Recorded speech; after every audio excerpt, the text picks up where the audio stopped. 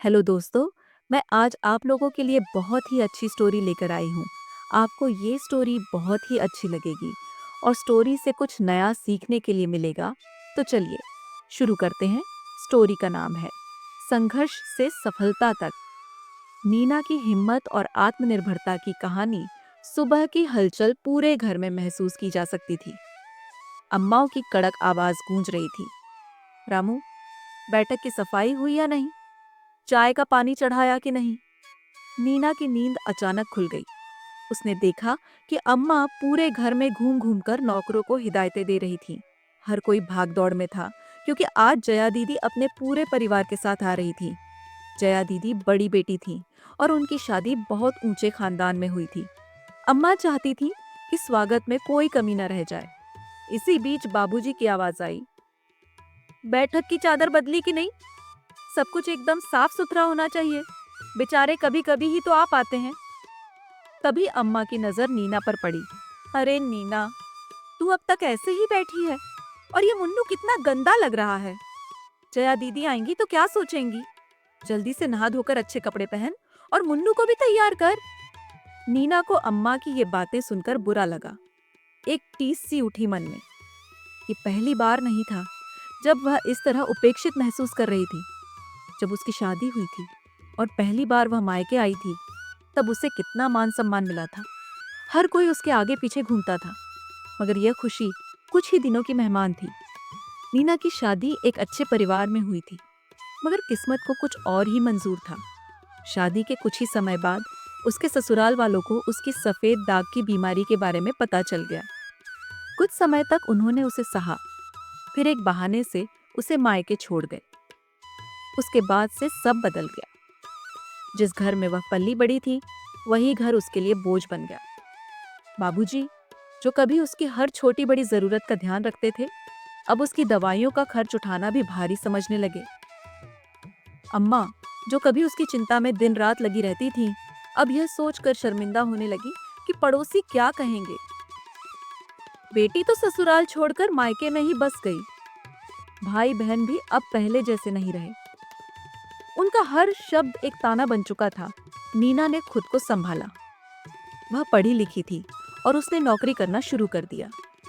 धीरे धीरे उसकी कमाई अच्छी होने लगी। वह हर महीने माँ के हाथ पर कुछ पैसे रख देती थी। शुरुआत में माँ ने मना किया, मगर जब उसने कहा, अगर मैं लड़का होती तो क्या तुम मेरे पैसे नहीं लेती? तब माँ चुप हो गई और पैसे रखने लगी। घर में भाभी की हुकूमत बढ़ती जा रही थी। वह खुद को घर की मालकिन समझने लगी थी। माँ, जो बाबूजी के लिए नए नए व्यंजन बनाने की शौकीन थी, अब धीरे धीरे रसोई से दूर कर दी गई थी।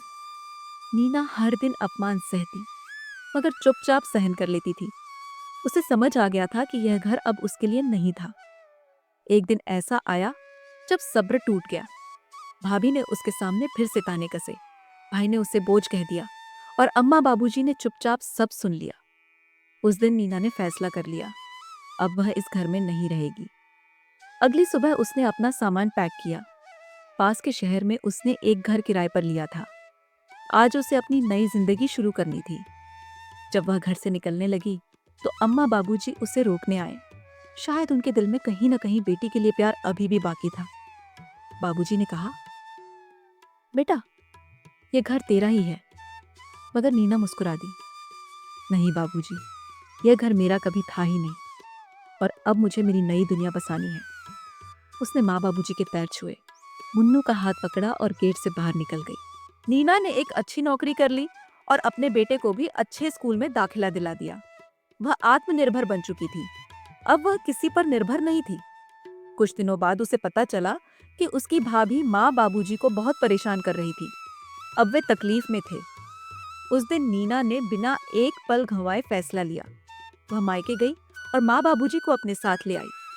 उन्होंने पहले इनकार किया, मगर जब नीना ने प्यार से उनका हाथ पकड़ा और कहा, जब मैं छोटी थी तब आपने मुझे सहारा दिया था, अब मेरी बारी है, तब वे भी भावुक हो गए और उसके साथ चल पड़े। आज नीना के घर में खुशियां थीं। माँ बाबूजी सुकून से थे। मुन्नू अच्छे स्कूल में पढ़ रहा था और नीना ने अपनी एक नई पहचान बना ली थी। उसे लगा कि यह उसकी सबसे बड़ी जीत थी। आज वह न सिर्फ खुद के लिए बल्कि अपने माँ बाबूजी के लिए भी खड़ी हुई थी। आज उसकी आंखों में कोई आंसू नहीं थे, बस एक सुकून भरी मुस्कान थी। अब मैं किसी पर बोझ नहीं, बल्कि अपनी और अपनों की ताकत हूँ। और यह सोचकर उसने अपने बेटे का हाथ थामा और अपनी नई दुनिया की ओर बढ़ गई। दोस्तों, हमें इस कहानी से यह सीख मिलती है कि स्वाभिमान से बढ़कर कुछ नहीं होता। आत्मसम्मान से समझौता करने वाले लोग कभी खुश नहीं रह सकते। जो अपने फैसले खुद लेता है, वही जीवन में सफल होता है। दूसरों की दया पर जीने के बजाय खुद के लिए रास्ता बनाना जरूरी है। अगर किसी जगह आपका सम्मान नहीं है, तो वहां से निकल जाना ही बेहतर है। अपने आत्मसम्मान की रक्षा करना हमारी प्राथमिकता होनी चाहिए। रिश्ते प्यार और सम्मान से चलते हैं, ना कि स्वार्थ से। जो रिश्ते केवल स्वार्थ पर आधारित होते हैं, वे ज्यादा दिन नहीं टिकते। बेटियां बोझ नहीं, बल्कि अपने पैरों पर खड़ी होकर अपनी पहचान बना सकती हैं। समाज को यह समझना होगा कि बेटियां किसी पर निर्भर रहने के लिए नहीं बनी। समय के साथ बदलना जरूरी है। हालात कितने भी कठिन क्यों ना हो, अपने आप को मजबूत बनाना और आगे बढ़ना ही असली जीत है। खुद पर विश्वास रखो, दुनिया भी तुम्हारा सम्मान करेगी। जब तक हम खुद को कमजोर समझते हैं, तब तक दुनिया भी हमें कमजोर समझती है। दोस्तों, अगर आपको यह कहानी पसंद आई हो, तो इस वीडियो को लाइक करें, अपने दोस्तों के साथ शेयर करें और हमारे चैनल को सब्सक्राइब करना ना भूलें। अपने विचार हमें कमेंट सेक्शन में जरूर बताएं। हमारे साथ जुड़े रहें और हम आपके लिए और भी ऐसी प्रेरणादायक कहानियां लेकर आएंगे। धन्यवाद और आपका दिन शुभ हो।